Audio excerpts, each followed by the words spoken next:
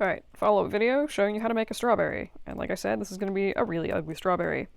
Um, so what you want to do, and part of the reason that this is going to end up looking kind of ugly is just the setup of the basic sphere, but if you just need, you know, something really quick, it's not a terrible way to do things. So I'm just going to kind of grab this and make it vaguely kind of strawberry shaped, maybe. I'm very bad at modeling strawberries for some reason. I just think their shape is awkward. Boop. And let's just, oh yes, this is beautiful looking. This is terrible. All right, so here's my incredibly pathetic looking strawberry. And what I'm gonna do, so, in this case, I feel like the seeds are a little bit large, or like if I were to divide this into seeds, it would be a little bit crazy large looking. And the other thing you want to sort of be aware of is that the size and positioning of your edge loops does make a difference in the final look of the strawberry. So like in this case, I deliberately kind of left this ugly and then made it worse to make a point. But what we're going to do is actually duplicate that. I'll show you two versions of this because it's pretty much a really similar deal. So I'm actually just going to merge these to center, or sorry, what am I saying? I'm just going to mash combine them because I'm being lazy. I'll demonstrate both at once. So what we're going to do is pretty much the same thing that we did before. You want to select all of the edges where you want to start poking faces.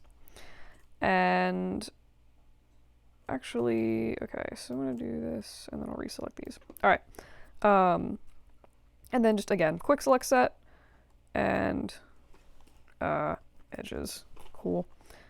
And all right, so that should be saved. And what we're going to do is then grab all of these faces sort of around the edges we selected, do an edit mesh, poke, and they should be poked and lovely. And you'll notice again that I've not done this, well, I've done this apparently on the inside of the strawberry, but I've not gone out of my way to do the top of the strawberry since usually the seeds sort of like stop at some point near the top, but again, this one looks terrible anyway, so eh.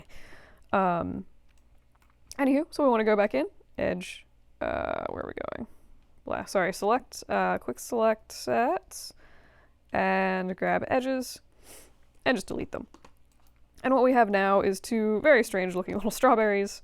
And you can see here again that since we had those extra loops in here, we have a lot tighter seeds, or a lot tighter layout for the future seeds, so it's going to look a little bit weird. But either way, so what we want to do is then just go in, faces are still selected, and then we can just do another extrude. Once again, turn off keep faces together, and then you should be good at this point. And this is going to look really weird. Like, this is not an ideal way to do a strawberry. In this case, I do think texturing it's actually better, but if for some reason you need the seeds modeled in, this is like a, you know, kind of quickish way to do it. So what we're going to do is just scale all these in. We're not moving them in or out. And then I'm just going to G to repeat that extrude command. Ooh, that's too much. We'll push the seeds in a tiny bit.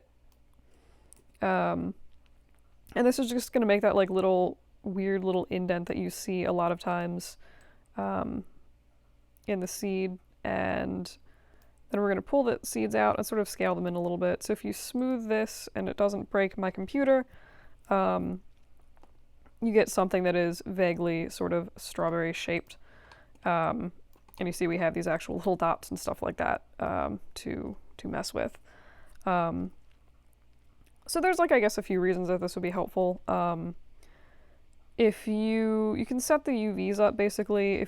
I would maybe do this prior to extruding the seeds or like as you were extruding the seeds. But basically what you can do if you want is chop out the UVs of all the seeds here and just texture this with a ramp so that if all the seeds are sort of, if we break open the UV editor, oh, I thought I switched that off green. Oops. So imagine that all the seeds were just like over here on this side, and the red part was over here. You can basically set up ramps to color the whole strawberry, so you wouldn't really need to do all that much to it.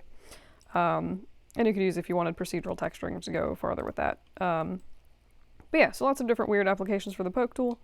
Also looks a little bit insane on the bottom. This is like one of those cases where it just like is a little bit too regular, and normally the seed pattern sort of changes instead of looping into the bottom.